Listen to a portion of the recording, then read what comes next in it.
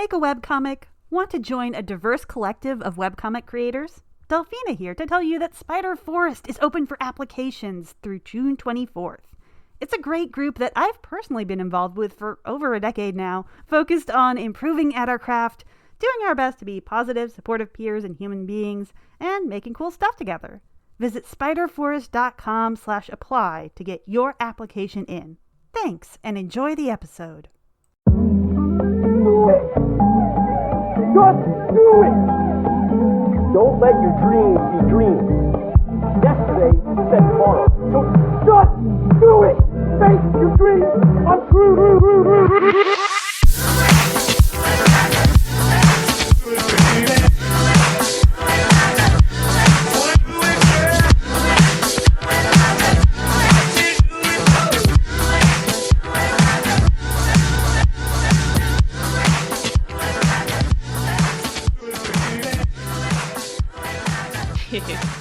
Hello, and welcome to Screen Tones, where we talk anything and everything webcomics. Today we're going to be talking about some of the alternate formats out there to webcomics, and whether it's right for the type of project you're making, as opposed to making a webcomic. I'm Miranda, my pronouns are she, her, and I make the webcomic Into the Swell.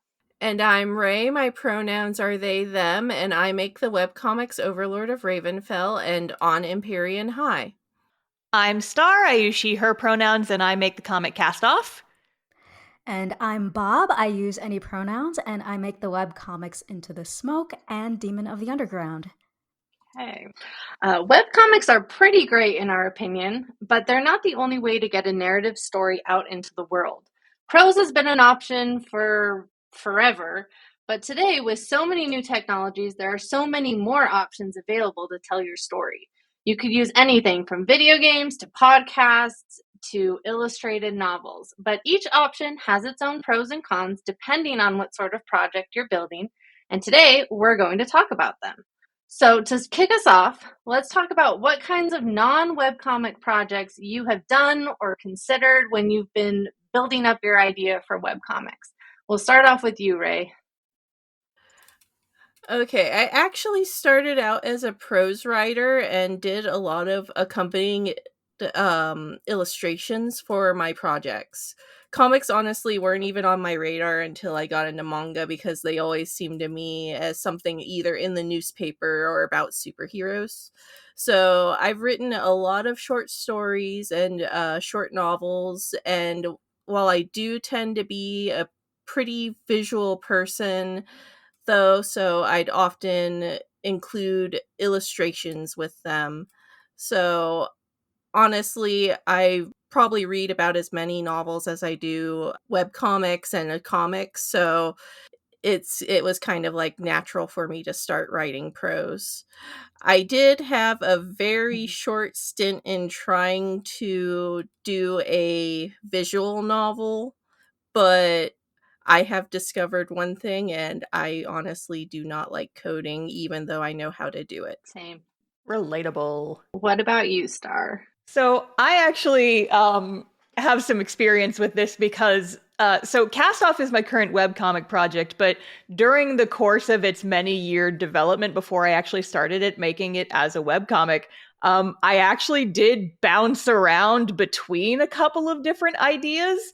So the original version that Cast Off took was a comic. I did like the first chapter as part of a school anthology comic. And then not long after that, I think maybe half a year after that, I was introduced to the idea of NaNoWriMo, which is National Novel Writing Month, where you try and write a 50,000 word novel in a month. Because a friend of mine does it like every year, or at least they did back then. And so I was like, oh, well, that sounds fun. I want to try that. And I've got this convenient little fantasy story kicking around in my brain right now. Because at the time I was already working on a different webcomic. And so it's like, I want to do Cast Off, but my God, having two webcomics at the same time is too much. So I actually do have a novelized version of Cast Off floating around in the files on my computer. It's very bad. And the only way that you can find it now is I have some live readings of it that I did for Patreon a few years ago, where like 6-ish years after I wrote it, I went and read parts of it live. And so recordings of that are available, but I never actually posted that prose version anywhere because it's bad. But what I discovered doing that is that Castoff is a story that relies so heavily on very specific and subtle visuals that I didn't enjoy writing it as prose. One, because I just wasn't as experienced with prose, and I'm still not. I've only just very recently gotten back into trying prose again. But there was just like so much where I was writing the novel version of Castoff and thinking, this is taking too long to explain. I could just draw this. And so at some point I just kind of dumped the prose version. I'm like, nah, I think this has to be something visual. And there's also like visual novel stuff, but that never really appealed to me as an option for Castoff as a story specifically. And so I just kept bouncing back to webcomics, and I'm like, well, guess we're doing webcomics now. But for other stories, I have considered other stuff, but I'll circle back to that when we get further into the conversation. I feel like, at least for me, what brings me to webcomics is a lot of like, I start thinking of the visuals, and then with writing it down, you have to write it all. You have to write down when you could just draw what you want people to see and want like the visual you want, and it's both easier and harder. Exactly. But like it's a double-edged sword though. Very much a double-edged sword, because on the one hand, if you have like a very specific visual you want to do, you're like, why do I need to describe this? I can just write it. But on the other hand, in a comic, if you want to draw like the armies clashing, you gotta draw all that. Whereas in prose, you can just say the armies clashed. So it's a give and take, right? It goes both ways. It all depends on how many people you want to be drawn. Yep. True. This is why my comics have small casts and no armies yet. What about you, Bob? So first of all, I love that we all kind of have the same backstory, similar backstories anyway, because I also I started as a prose author too. I was doing traditional publishing at the same time as I was launching my first webcomic, because this was back when you couldn't really make a living from webcomics. And, I've been writing my entire life, and drawing came later to me. So I'm kind of like the reverse of Star. And this doesn't surprise me at all, because I look at Castoff and it feels so like visual and cinematic. So I'm like, yeah, this needs to be a comic. But for me, like my brain works very much more like prose, where I feel it's so much easier to describe something than to draw it, because I'm always like, well, what is the character thinking? What are they feeling? What is the mental struggle they're going through? And that's hard to do in visuals for me. I'm just like, well, I can just say it in prose. So that's just like, for me, it almost feels like cheating to just write it down instead of drawing it. So whenever I switch back to prose, I'm like, oh no, I'm cheating, because I'm not actually putting in the effort to like draw it all out. But I don't really do traditional prose publishing anymore, because I just, it's not, I love everything up until the moment it's published, and then everything after it's published is not fun to me in traditional publishing. So I also do Patreon extras mostly. Like I do like full like novels as like side stories and backstories that are related to my comic projects. And I release them in serialized form. And then when they're finished, I generally release them as like an ebook, although I've only like gotten to that point with, I think, one of them. The rest of them are kind of epic length. The other thing I have done is I did do a visual novel. I think it was, I want to say like 2022, because I was super burned out on webcomics at that time. It was the pandemic. I was doing my webcomic like almost full time, but then suddenly my freelance clients wanted like a ton of freelance work from me, and I just burned out, and I was like, I'm never gonna do comics again. Like I just kind of like withdrew from like comic community, and like just was like, but then like I played like the Ace Attorney series for the first time. And it was just like so inspiring. And it was the first time I realized that that format is something that's actually within our reach now technologically. And unlike Ray, I mean, I don't love coding. That would be a full lie, but I don't hate it enough to not do it. So I do prefer necessary evil. Yes. Yeah. I will take prose over coding any day, but I think that, when we'll get to this later probably, but I think there are some coding options and some technology options that are simple enough. You don't need to be an expert at coding, at least. Yeah. That's it blows my mind that any of you would actually code your own visual novel. Like I don't like coding that to that level that I would never even consider that for myself. But I'm on the same. I mean, page from what I as you. understand, there's like Yeah, there are a lot of programs that will minimize the coding experience for you. There's actually even a console RPG maker that you can get that you can make little RPGs on it and stuff like that. And I think there's a few visual novel engines out there that can really streamline the process for you. Oh. I mean, I still probably wouldn't consider it, but nice to know there's options. But yeah, I'm similar in your shoes, Bob. Of prose came first for me, and art came way later. And so sometimes it is like I would be so much faster if I was just writing this book instead of trying to make it into a comic. But sadly, that's not where I'm at. I want it as a comic, and so we're stuck with it as a comic. I thought just the way. Yeah, I know, right? Yeah, like that's exactly how I feel, but I also agree with Star like very much that some stories are just made for a particular format. And, once I realized that kind of complicates the decision though, because then you kind of have to evaluate each story and be like, well, which one does this really fit? And if you love multiple formats, it's like, oh no, now I have to decide. And that's a whole other difficulty if you have trouble making decisions like I do. Yeah. Oh, yeah, definitely. Which, I mean, we're kind of branching into that. So let's jump to what are all the kinds of options that you can use for your stories, and how would you compare them to just the process of making a well, quote unquote, standard webcomic? Like, I know we've talked about prose, visual novels. What else is there? Let's go with Ray to start. All right, I would say honestly, some stories really do lend themselves better to other formats. Even though prose is faster, webcomics, you can just draw it out. But also you have to consider that first-person prose is really good for stories that happen internally. If too much of your story is taking place in the character's head, maybe prose would be a more interesting experience than a comic, because, it would just be the character standing around with a thought bubble above his head. But if you want to juxtapose the difference between what's in their head and what's outside of it, is where I think a comic could really shine.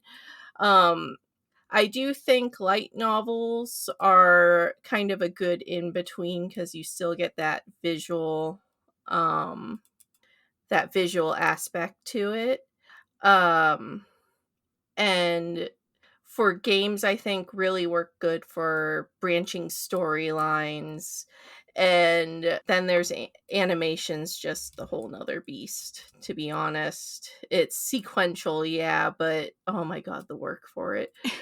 I do think audio fiction's really interesting, considering that it's been catching on, but it also has the whole like old-timey radio feel sometimes. I will say one thing that I think some webcomics could benefit from is turning things into a tabletop RPG, because sometimes I'll look at a fantasy novel or comic and go, oh, the author wants to show all this lore, but it's kind of to the detriment of the plot. Mm-hmm. So what our pretty much tabletop RPGs other than an interactive lore experience. So I'm So kind true. of, and especially if the author has trouble making the actual plot part of it, I think that could be an interesting way to go. That's Yeah, that's such an interesting thought that I hadn't, it hadn't occurred to me before, the idea of a tabletop RPG. yeah. Yeah, just like building out a setting and then releasing it for people to Yeah. play around in. Like, Yeah. I know some people who their entire hobby is world building, but the comic is essentially the form that it takes. So Mhm. it's something that I think some people can consider, especially if the world building is the part that they really enjoy. Oh, I've that's so definitely true. read books that felt like that. So I've actually, I think I said this earlier, I've been trying to get back into prose, just because I have other stories that I would like to experiment with, but Cast Off is my baby, and also at this point it is now part of my job, and so I can't take enough time away from it to do 2 webcomics simultaneously. So I've been farting around with like some short stories, just kind of like loosely based on D&D campaigns that I've done and just these characters I have in my head. But in an effort to, like learn more about prose and kind of like get deeper into the medium, I've been reading a lot more. I've been making more time for it. And I've been working my way through Way of Kings by Brandon Sanderson. And oh my Oof. God, it's like, listen, I'm enjoying it, but oh my God.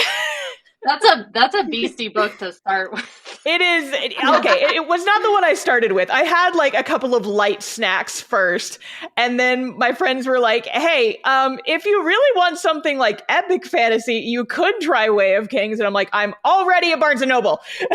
Never get book suggestions while you're in a bookstore. Yeah, I'm just like, this thing is a brick. It is going to take me 6 months to read. But I mean, the interesting thing that I found while reading that one is I think another way that prose might be better. We talked about like internal versus external stuff with like character dialogue and stuff, and how webcomics may or may not make that easier or more difficult. Another thing that I found reading that book, reading Way of Kings, is that it is a very complicated like world setup, but it's so easy to just for him to just drop in like little puzzle pieces. It's like, oh yeah, it's like, a character will be kind of like narrating to themselves and it'll just casually drop in, oh, and then this is the thing about how the world works. And I'm just thinking, like, in webcomics, in comics in general, it would be so much harder to just casually drop in these little sprinkles of world building. And I feel like that's something that prose lends to a little easier because it's a little bit more internally focused. Yeah. Does that make sense? It makes a lot of sense because, like, if I feel like most lore dumps or lore hints are always written in webcomics, and so then it kind of throws you off of the comic because it's just a page of the lore dump, and that's something that is frowned upon. Lore dumps Quote my unquote. enemy. If you Yeah. put like a 6-page long lore dump in your webcomic, I'm going to get you, especially if it's the first thing I have to read. Honestly, I gotta disagree a little bit, but it also depends on the kind of world building you're trying to do. Like, if you want to go, oh, this like tall Gothic architecture, you can draw that rather than, tell people that. So you can do it visually. It's just a different kind of world building Oh, sure. that you're extrapolating on than actually speaking it. Yeah, but I find that for me, because I'm also like a very heavy world builder, and I think that's probably why I'm so drawn to prose, because what I found with webcomics is that if you want to go on like a little tangent or, explain a little thing, suddenly that's an Yep. extra month Oh my gosh, on your yeah. schedule. So I like literally, because I had this side character who's like a fan favorite character. I was, I obsessed with him. I wanted to like learn more about him, tell more about him. And I'm like, he is going to take over the entire web comic, but I could write this as a side story. And then I won't be tempted to derail myself in the main story. And I feel like that's one of the big benefits with any sort of format, whether it's prose or anything like that. If it's less labor intensive than comics and it's not going to add extra months or years to your schedule just to, derail yourself a little bit. Mm-hmm. Yeah, side stories can be really good. I actually did do a lot of prose side stories for my first webcomic for largely the same reasons, because everyone wanted to know about the quirky little vampire character that was the fan favorite. And I'm like, I don't have time for that. I'm going to write prose. Yeah, I also found like I'm newer to prose. I have arguably way less experience than most folks in here. But I do also find that in prose it's easier to just, go off just on a little tangent between like lines of dialogue or something. And like, Yeah. it just takes like a paragraph and you can get a little information across to the reader, and it's not going to take a month's worth of comic pages to get that across, right? You just sprinkle in like little tidbits, little fun things for the reader. Even just like footnotes. I mean, Yeah.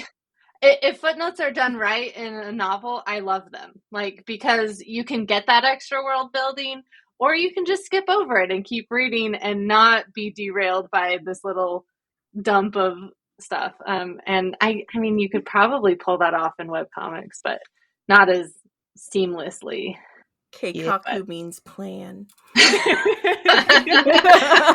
Yeah, there's one specific like bit in Way of Kings that I'm thinking about specifically, where he's talking about like the cultural significance of like the sleeves on these garments that some of the characters wear.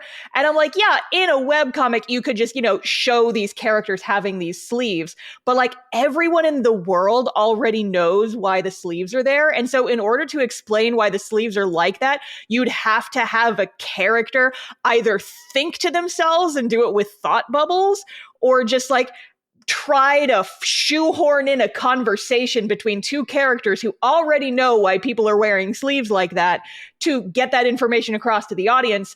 But in prose, it's just like, oh, and she wore her sleeve like this because of this reason. And it's just so much easier. And I'm like, you can just do that?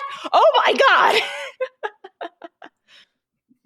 Yeah, that kind of, makes me think about light novels, because one of the things that I always struggled with, like I was always fascinated with light novels and illustrated novels, but I never really mastered actually doing it because I am such a descriptive writer where, when I write a paragraph and I put in like all the symbolism and I put in all the metaphor, I'm like, okay, this is done. It doesn't need anything else. But the light novel format is interesting because, it's not dense in the way that I write, so it leaves more room and leaves more air to be filled in with imagery and with like illustration. Like I always feel like for the type of writing I do, that illustration would just be so extra.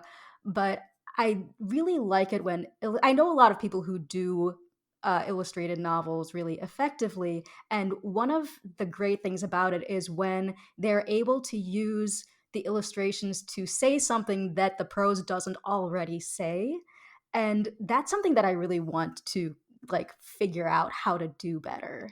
Yeah, I think Scott McCloud actually calls it like supportive text versus illustration. You have the text either like fill in the blanks of the illustration, or you have it like reiterate as a sort of emphasis, which is actually a comic technique. So I think with a lot of on illustrated novels, there should be like some aspect of considering when to have an illustration.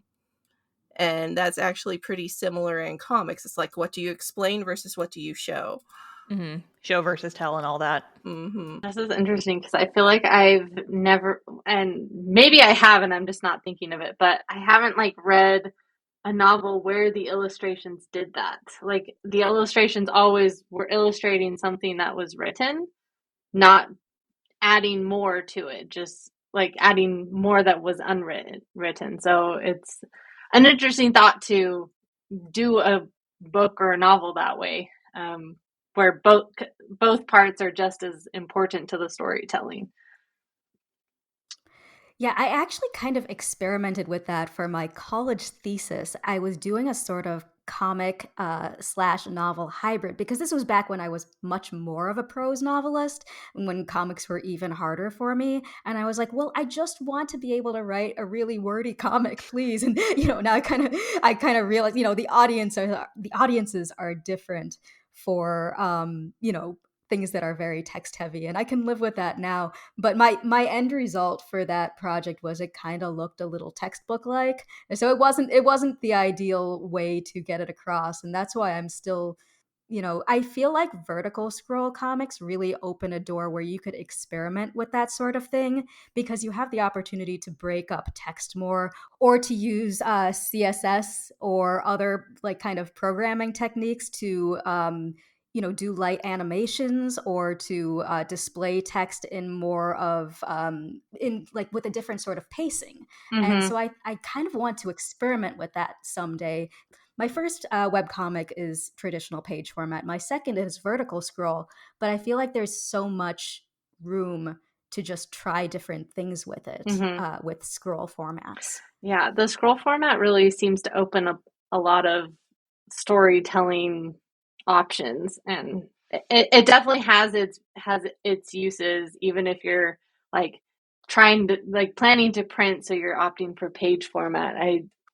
Scroll is definitely a fun way to read as well, and almost a different reading experience, even if you're reading the same story in page format versus scroll.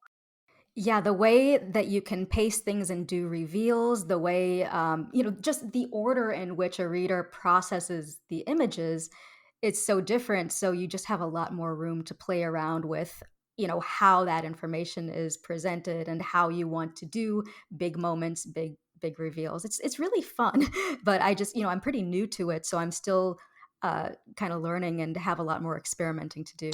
We all just need more time to experiment and do all of these things and Yes, all of the please. formats. So if anyone can just invent a time machine or something to like freeze time for a little bit when you just need that extra hour or two, that'd be great. Let us know. We'll sponsor you in a completely free and unpaid sort of way. Well, Um, I'll get pom poms and just go, yeah. yes, we'll support you and cheer you on, and use it also. Moral support. I want to take it back to the tabletop RPG aspect because I had a thought come up on that, but I feel like a lot of comic planning and story planning in general is like figuring out the main points, and then you have to figure out how to get your characters from point A to point B, and that traversing of the points is sometimes the hardest thing to write and come up with. And if you do a tabletop RPG, you don't have to do that. You just have to provide point A and point B, and it's up to the players and the characters that they make to decide how they're getting there. So that definitely could be a benefit if you're really stuck on how to connect all of your dots. You can just like maybe a tabletop RPG is the way to go for you. And the thing is it doesn't even need to be a tabletop RPG. You could just role play with friends, especially if you want that interactive experience. You could also turn and role play into a comic because that actually appears to be pretty common. I've done it. Most of Mm-hmm. my comics are actually from RPs. Um there is also that sort of randomness that comes from rolling the die that can help influence the decisions and where to go in a project as well. But you can also implement that into comics if you want. I know the Death Note creators would flip a coin to see whether light would succeed or fail at certain pivotal points. Oh, That that's seems so amazing. fitting for that story. And that kind of brings us to what is y'all's advice for someone with a story, but they can't decide what form they want to get this story out into the world as? What would you have them think about? What advice would you give them? And we'll bring it back to Ray to start this one off. foremost, I would probably say that you should ask yourself, what audience experience do you want your readers to have? And that is pretty much as vast as there are mediums for storytelling right now. So it's definitely a valid question, and each one has a different sort of vibe to it, as well as benefits and cons.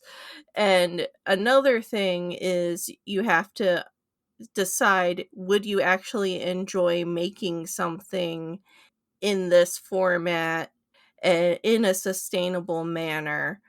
Like, I know a lot of former comic artists that switched to prose because they had arthritis issues or some other issue that made it to where they could not do comics anymore. And I know a lot of animators that switched to comics for much the same reason. So it really depends on both your enjoyment factor and your physical limitations. Yeah, because I mean, I think that the work to output ratio is something that's important for when you're deciding what kind of medium you want to use for your storytelling. Because with something like an animation, you're putting so much work and doing so many drawings for arguably the smallest amount of output. Because it'll take you hours and hours to draw one like 4-second scene, and then you got to do the rest of all of it. Whereas webcomics are kind of like this happy little medium where, yeah, you're drawing a lot, but you're also, like churning out a decent amount of story much faster than an animation would. And then you have something like prose, where I found that prose can honestly be the fastest because you're just typing and you don't have to worry about the technical, like art drawing side of it. Yeah, prose has got to go fast. I had this epiphany recently because I was writing a short story and I'm like, what do you mean I can just sit and write a couple thousand words over the course of like a week and have like a fully finished chapter of a story done in like 3 days? That takes me like a year in comic time. What the hell? Yeah. Why do we do this to ourselves? Because art. Yeah. And the need to be vulnerable and present the stories that we have in our little heads for an audience. Yes. But yeah, and I mean, there's also the ones we didn't go as into, which is like visual novels, where it's like, you draw a lot of sprites, and those can be faster to draw than like full comic pages, and they're definitely faster to draw than like animations. But there's also limitations within that medium. You got to code, you got to worry about music, which is like one of the reasons that I've kind of avoided visual novels, is I don't know anything about composing music, and I don't know anyone who could do that for me. And also I'm scared of coding. Even if there's ways to make it easier, I'm just like, eh.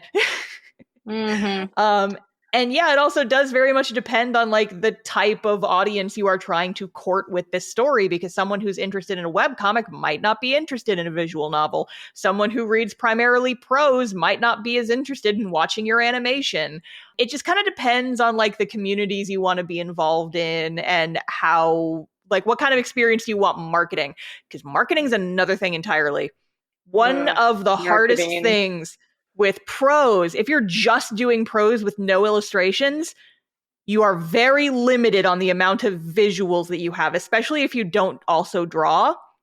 Because, when people are scrolling social media and they're looking for something new to check out, what are they more likely to click on? A story with pictures that draws them in, or something that's just words? Just words is way harder to promote. Can my cat please stop ripping up boxes right behind me? Milo. Milo, please. I'm recording a podcast and you're a nightmare child. Go away. Sorry. I'm in the middle of packing and my cat was like, 30. She's ripping packages. She's like ripping the packing tape off of some boxes. And I'm like, that's probably picking up on the mic because I'm also talking right now. God. But yeah, Star, you bring up an interesting point though, because that's one of the things that I struggled with probably the most when I was doing both prose and visual novels. One of the things I feel is that comics has the lowest barrier to entry for the reader. I mean, it's a very high barrier to entry for us because we do so much work for it, but you literally just have to put an image up, and immediately whoever is seeing it is processing what you've made, and they don't even have to want to. They have no choice. It's in front of their face. They're already processing your work. But for every other format, for prose, you have to convince someone to read it. You know, for a video, you have to convince someone to press play. For a visual novel, you have to convince someone to download it, and their specs have to, you know, be compatible with what you made. And, you know, that's like another thing with visual novels is it can go obsolete because technology changes. This you know, whatever platform you use to build it, if it stops being maintained, then maybe a few years in the future, no one's going to be able to play your game anymore. Though I do want to say, just a couple quick tips if people are interested in visual novels. RenPy, it's REN apostrophe PY, is great for just, you know, very low coding, just everything's like built in. You still have to code a little bit, but it's based on Python. It's very relatively user friendly, and Audacity is a great free audio editing program. There are a lot of people also in the visual novel community, sound designers and a lot of musicians who are happy to collaborate. And so there are a lot of opportunities there. That one of the things about visual novels, and this is another thing to consider, is that some formats are great for single creators, and some formats lend themselves more to teams. And there are a lot of solo developers for visual novels, but a lot of them are made by teams, and that's because they require such a vast skill set. There are, you know, a lot of them will have their own musicians, their own sound designers, even their own writers and separate artists, sometimes even separate sprite artists and separate background artists. And also, as Star mentioned, the audience doesn't always carry over from one format to another. So if you are just going into this because you want to explore, because you want to be creative, there's no downside to trying anything. But if your goal is to either engage with your current audience or reach new people, you really do have to enter into these separate communities and understand why the people who use these formats enjoy it, why the readers enjoy it, why the creators enjoy it. And it's just an entire kind of different world. And how much time do you have to be in multiple different worlds? That's always what it comes down to for me is, you know, how much can I divide up my time? Because if I wasn't concerned about time, I would be dabbling in everything. I love trying new formats. But yeah, it's just some things to think about. That is very interesting that you said you have to understand why people enjoy the mediums that they're doing, because it's true. I've seen a lot of would-be comic writers get into comics solely as a stepping stone for animation. Blech. But they don't actually understand why people like comics. They just view it as a cheaper alternative to animation, and you can usually tell. Mm-hmm. So that is so true. Yeah. So it's the same for other mediums. You can tell when the passion for the medium isn't there, which is why I emphasize you should do something where you actually enjoy the process. Definitely. And especially with all of these, and just time being such a limited resource that it is, if you're not enjoying what you're spending your time on, find something else. Try something else and benefit yourself and make it something you enjoy. Yeah, I mean, with me, it's like, you know, I had this idea for a project I've been working on that, like I said, is kind of loosely based on some of the D&D characters that I've come up with. And I'm like, oh, you know what might be fun is making that like a visual novel with alternate routes, and then each one kind of focuses on a different character. That could be cool as a visual novel, but one of the things that made me shy away from that, aside from, you know, not ever doing that sort of thing before and having to learn this whole new medium, that's an entirely different vault on its own.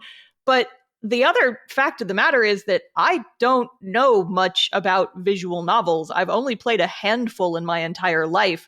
And so I feel like I need to learn more about the medium before trying to jump in and do that for myself. And that's why, like I said, I've been reading more because I want to get more into prose writing. And so I've been picking up more books and I've been reading more prose and I've been figuring out like what I like versus what like the author's priorities are and just learning more about the medium. And I think that before you take a step into a new medium, I think that learning what is possible with that medium, learning what other people have done with it is a very good first step.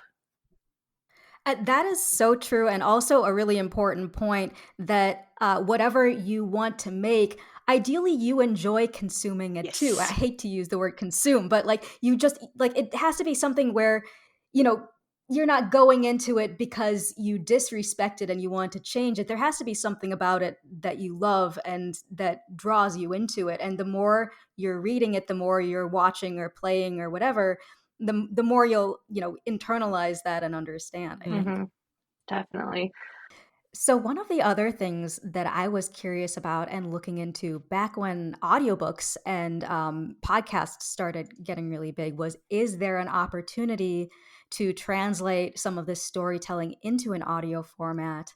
Um, I looked into it. I admit I didn't delve very deep because I only have my one voice and I'm not an actor, and voice actors are pretty expensive, and audio design in general for someone who isn't themselves an audio designer is also it's daunting and expensive, and it felt a little bit out of my realm.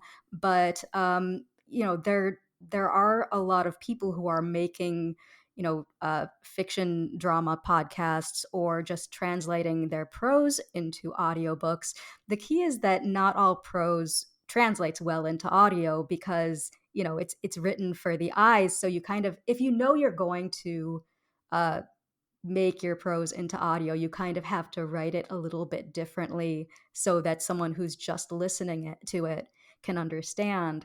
Um, and I'm wondering if anyone else has had more experience with that than I have.